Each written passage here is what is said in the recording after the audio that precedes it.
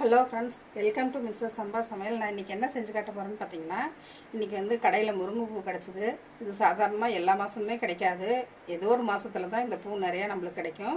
அப்போ வாங்கி யூஸ் பண்ணிக்கலாம். இந்த பூ பார்த்திங்கன்னா ரொம்ப மருத்துவ குணோட இது. குழந்தை இல்லாதவங்களாம் சாப்பிட்டாக்கா ஆண்களுக்கெல்லாம் ரொம்ப நல்லதுன்னு சொன்னாங்க டாக்டரு. இப்போ இந்த பூ கிடச்சிதுன்னு வாங்கியிருக்கேன் நான்.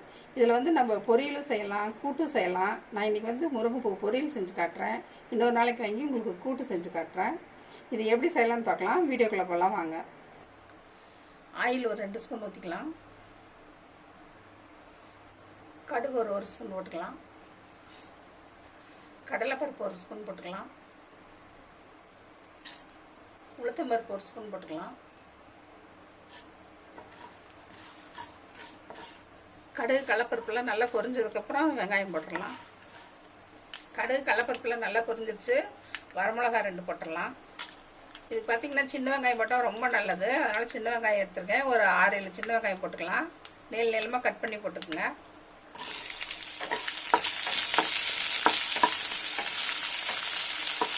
வெங்காயம் நல்லா வதங்கிடுச்சு. உப்பு போட்டுக்கலாம்.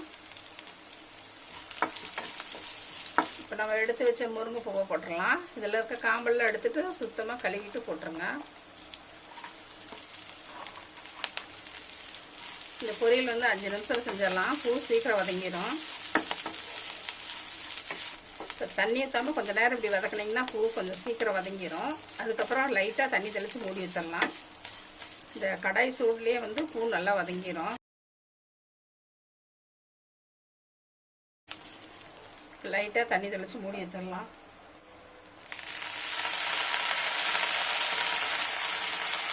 இந்தளவு தண்ணி தெளித்தா போதும்.